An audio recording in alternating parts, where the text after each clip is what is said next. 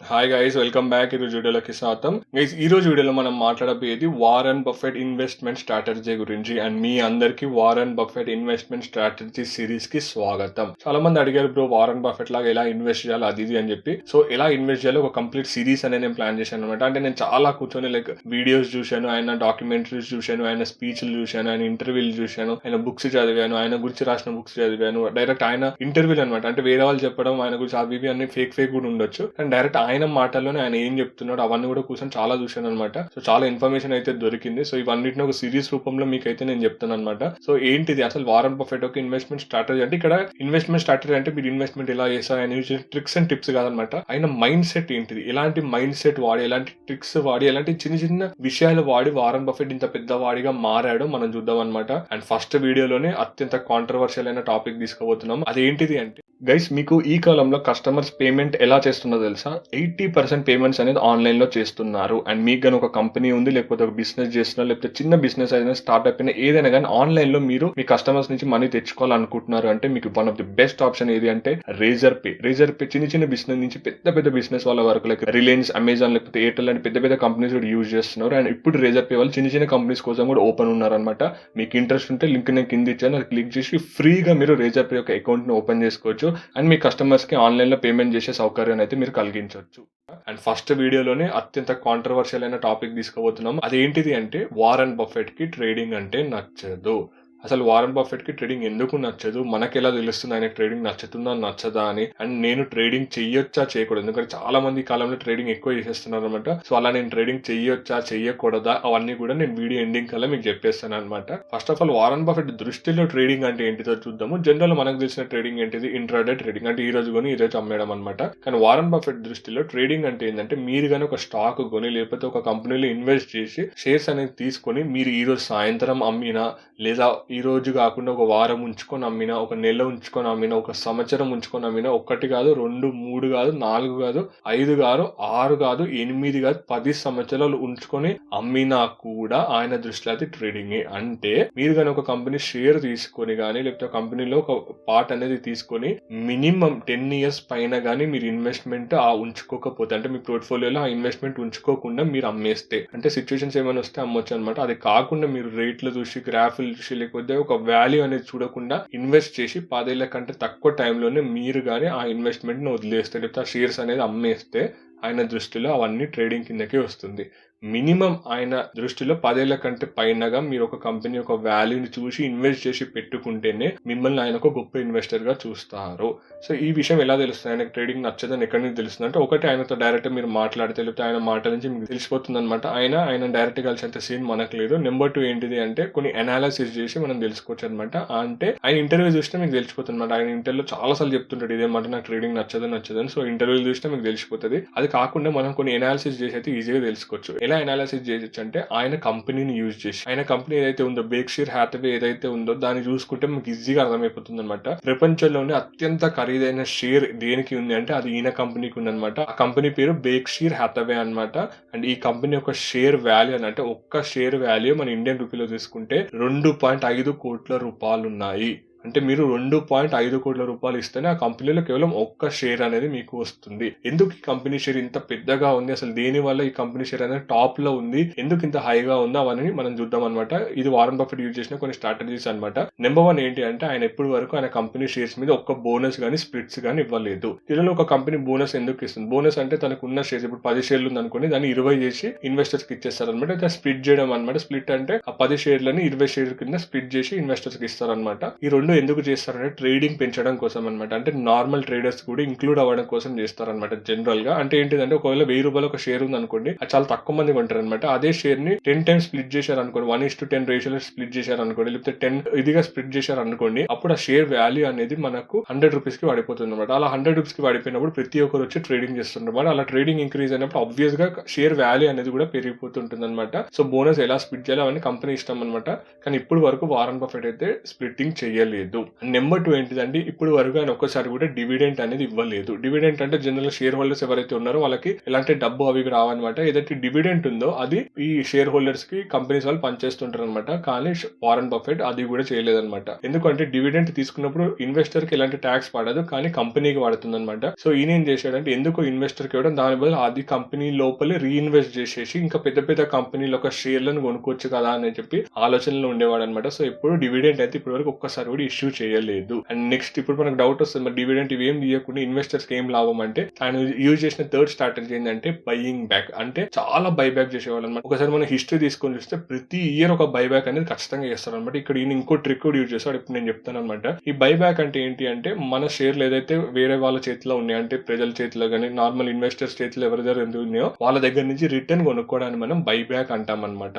అంటే for example ఒక company share కానీ తక్కువ రేంజ్ లో వెళ్తుంది అనుకోండి, అంటే ఈ కంపెనీ వాల్యూ అంటే ఆయన కంపెనీ ఒక వాల్యూ 100 రూపీస్ అనుకోండి, కానీ షేర్ అనేది స్టాక్ మార్కెట్ లో లైక్ 50 రూపీస్ కి వెళ్తుంది అంటే చాలా తక్కువలో వెళ్తుంది అనమాట. అప్పుడు ఈయన ఏం చేస్తాడు అంటే, నేను నా షేర్స్ ని 60 రూపీస్ కి కొంటాను లేకపోతే 70 రూపీస్ కొంటాను అని చెప్పి అనౌన్స్ చేస్తారు అనమాట. అప్పుడు ఎవరైతే ఈ చిన్న చిన్న ట్రేడర్స్ ఇన్వెస్టర్స్ ఉంటారో వీళ్ళు ఎలానే ఇది 50కి పడిపోయింది, ఇంకా పడిపోయే ఛాన్సెస్ ఉన్నాయి, ఎలానే మనకు 50లో ఇది ఉంది నేను 70లో అమ్మేస్తా అని చెప్పి ఏం చేస్తారంటే వెంటనే వెళ్ళి అమ్మేస్తారు అనమాట. సో ఇలా వారన్ బఫెట్ ఏం చేస్తారు, తన షేర్లు కానీ 50 కానీ అంత తక్కువ పడిపోయింది అనుకోండి, ఇంకొంచెం రేట్ ఎక్కువ పెంచి నేను కొనుక్కుంటా అని చెప్తారు అనమాట. అనౌన్స్ చేసిన వెంటనే అందరూ ఆయనకు అమ్మేస్తారు అనమాట. అలా అమ్మిన తర్వాత ఆయన కంపెనీ యొక్క షేర్ అబ్వియస్ గా పెరుగుతుంది. ఆయన కంపెనీ వాల్యూ అనేది 100 రూపాయలు అనమాట. సో ఆయన తక్కువ రేటు కొనేసుకొని పెట్టుకుంటాడు, అప్పుడు అబ్వియస్ గా షేర్ అనేది పెరిగిపోతుంది అన్నమాట. పెరిగినప్పుడు ఇన్వెస్టర్స్ కి ఎవరైతే ఆ ముందే పెట్టుకొని ఉన్నారో వాళ్ళందరికీ లాభం వస్తుంది అనమాట. నేను ఇందాక అన్నట్టు ఈయన ఇంకో ట్రిక్ యూజ్ చేస్తాడు, అదేంటి అంటే మీకు ప్రతి ఇయర్ ఈయన బైబ్యాక్ చేస్తాడు అనమాట. కానీ బైబ్యాక్ చేసే ముందు ఈయన యూజ్ చేసే ఒక ట్రిక్ ఏంటి అంటే, ఒకవేళ కంపెనీ షేర్ అనేది లైక్ 100 రూపాయలు, ఆ కంపెనీ వాల్యూ షేర్ అనేది 100 రూపాయల దగ్గర ఉండాలన్నమాట. కానీ 100 రూపాయల కంటే తక్కువ, ఒకవేళ 50 రూపాయలకు తిరుగుతుంది అనుకోండి, ఈయన ఫస్ట్ ఒక డీల్ అనేది మాట్లాడుకుంటాడు అనమాట. ఫర్ ఎగ్జాంపుల్ కోకోకోలా కంపెనీలో కొన్ని షేర్స్ కొనాలని చెప్పి ఆయన ప్లాన్ ఉందన్నమాట. సో ఈయన అది అన్ని మాట్లాడుకొని ఆ షేర్స్ కొనే ముందు ఏం చేస్తాడని చెప్తే బైబ్యాక్ అనౌన్స్ చేస్తాడు అనమాట. అంటే ఈయన షేర్ వాల్యూ అనేది ఎంత 100 రూపీస్ ఉండాలి, కానీ అది 50 రూపీస్ తిరుగుతుంది. ఆయన ఏమి అనౌన్స్ చేస్తాడు, నేను 70 రూపీస్ కి షేర్స్ అని కొనుక్కుంటా అని చెప్పి బైబ్యాక్ చేస్తాను అనౌన్స్ చేస్తాడు. అప్పుడు ఈ చిన్న చిన్న ట్రేడర్స్ ఇన్వెస్టర్స్ ఎవరైతే ఉంటారో వాళ్ళు కక్కుర్తి పడి ఈ 70 రూపీస్ కి అమ్మేస్తారు అనమాట షేర్లు. ఆయన ఇదన్ని కొని పెట్టుకుంటాడు. కొని పెట్టుకున్న తర్వాత ఈయన మెల్లకెళ్ళి కోకోకోలా షేర్స్ అనేది కొనుక్కుంటాడు అనమాట. ఇలా కొనుక్కున్నప్పుడు వెంటనే న్యూస్ అనేది స్ప్రెడ్ అయిపోతుంది అనమాట. వారన్ బఫెట్ కంపెనీ లోపలికి కోకోకోలా షేర్స్ అనేది యాడ్ అయిపోయినాయి. అంటే వారన్ బఫెట్ కంపెనీ గురించి మీకు ఇంత చెప్పలే అనుకుంటా. ఆ కంపెనీ చాలా సింపుల్ అనమాట. వేరే కంపెనీ ఒక షేర్స్ ని కొని పెట్టుకుంటది అనమాట.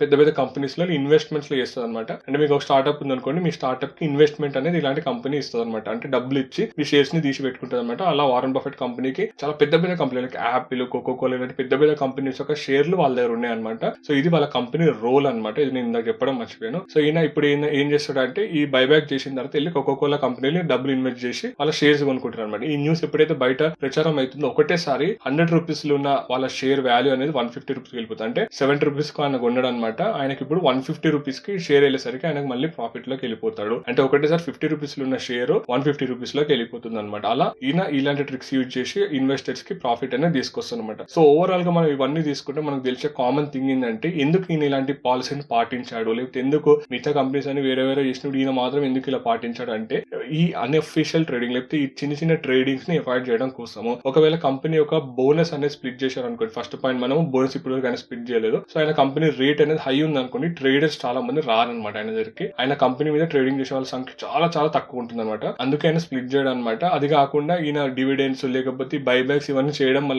ఎవరైతే ఇన్వెస్ట్ చేసి ఉంచుకున్నారో ఆయన దాంట్లో, ఆ ఇన్వెస్టర్స్ అందరికి చాలా లాభాలు, లాంగ్ టర్మ్ బెనిఫిట్ అనేది చాలా హెవీగా ఉంటుంది. సో ఇవన్నీ మనం చూసుకుంటే క్లియర్ గా మనకు అర్థమైపోయింది ఏంటంటే, ఆయనకి ట్రేడింగ్ అంటే నచ్చదు. చిన్న చిన్న ట్రేడర్స్ ఇప్పుడు కూడా ఆయన కంపెనీకి ఆయన అట్రాక్ట్ చేయని ఇవ్వలేదు. ఆయన ఇంటర్వ్యూలో కూడా డైరెక్ట్ చెప్తాడు అనమాట, నాకు ఇలాంటి ట్రేడింగ్ చేసే వాళ్ళు ఇవన్నీ నా కంపెనీస్ లో ఉండదు. ఎందుకంటే ఇలా ట్రేడింగ్ చేయడం వలన కంపెనీ ఒక రియల్ వాల్యూ అనేది కనిపించదు అనమాట చాలా సార్లు మార్కెట్ లో. సో ఈయన కంపెనీ ఒక రియల్ వాల్యూ అనేది మనకు మార్కెట్ లో కనిపిస్తుంది. ఈ ఫ్లక్చుయేషన్స్ కానీ ఇలాంటి ప్రాబ్లమ్స్ అయితే ఈయన దాంట్లో కనిపించదు.